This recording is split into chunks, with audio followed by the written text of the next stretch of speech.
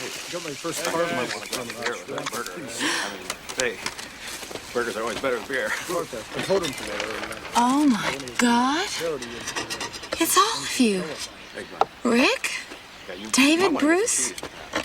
All my boyfriends. You're here just like you were. Yeah, you got it. My little boo-boos. Hey, Rick. When'd you get the gut? It's me, Maggie. I'm so glad to see you. You look a little waxy. Are you wearing blush on? I'm dead, Maggie. How should I look? Did you get my letter? I used to pretend I was asleep so that I could watch you flexing and preening in front of the mirror. You had this sad need to be more beautiful than me. You did get my letter. You wanted me to look good. I was your trophy. Now suddenly I'm vain? Suddenly I'm self-absorbed? I'm preening? You know, if I gained a pound, 1 pound, she'd take away my ice cream. Hot dog?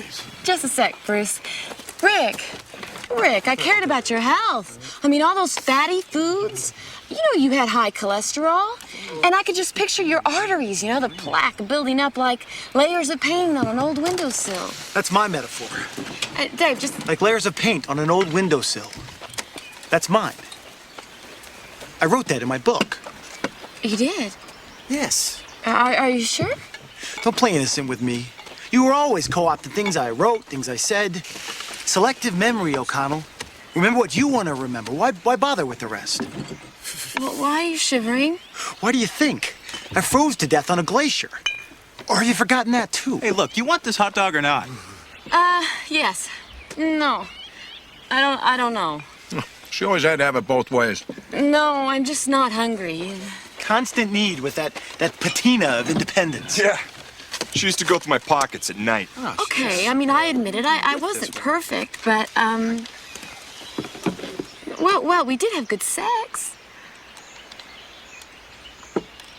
We didn't have good sex? Mediocre at best. It was all right, I guess. Nothing to write home about. I liked it okay. But I loved you guys. I did. Each one of you, you know, in your own special way. Rick, David, Bruce, Glenn, and you. Who are you? Steve? Steve? Scandin? Steve Iskandin. My dad and your dad were golfing buddies. We went out once. We saw Chariots of Fire, and then we had some pizza. We did. Just that one day? Yeah. Did we, But you're not. A lightning oil rig. I was taking some pictures for an annual report. Boom. Great potato salad, Rick. You want to pass me the ketchup? One time, in a mall in Anchorage, we ran into these two old friends of hers, Sally and Dick. Sally and Mike. It was Sally and Mike. Let him finish the story. She always did that, always corrected me. She do that to you? You never get a word in. I didn't mean to, okay? So Maggie introduced me, but she didn't tell them we were living together. It slipped my mind. Oh, sure, you were embarrassed. Don't be ridiculous. Well, she didn't want them to know. They were her smart friends. Well, you know, if that's what you want to believe. Ooh, how well I remember that tone. Yeah, me too. What tone? Patronizing with just a hint of sarcasm.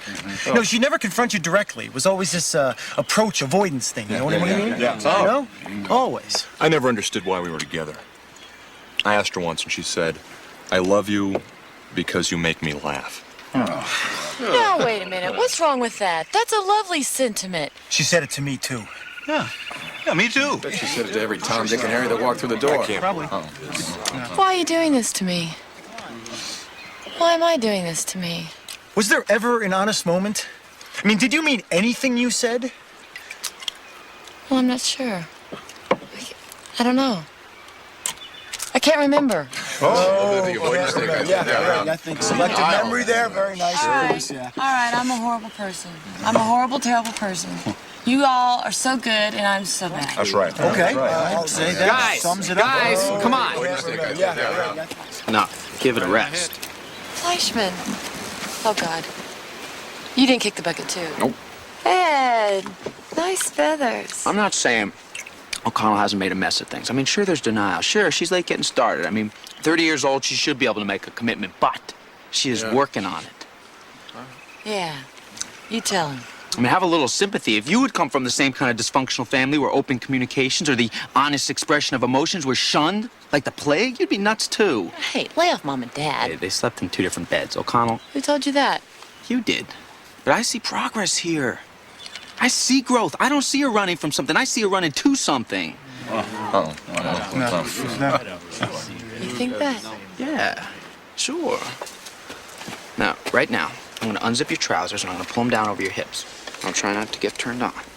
Here we go. Nice and easy. Get the IV out of my bag. Okay, Maggie, easy. You tell me if this hurts. Ow! All right, you're gonna be fine. You're gonna be just fine. I don't feel good. This is an IV of spectrum antibiotics going into your arm. Okay, it'll fight the infection. What's wrong with me? You have an inflamed appendix. That's all. It's gonna be fine. Take it out. We're going to. Throw it in the river. We're gonna get you to a hospital. You're gonna be fine. Okay? Did you see Rick?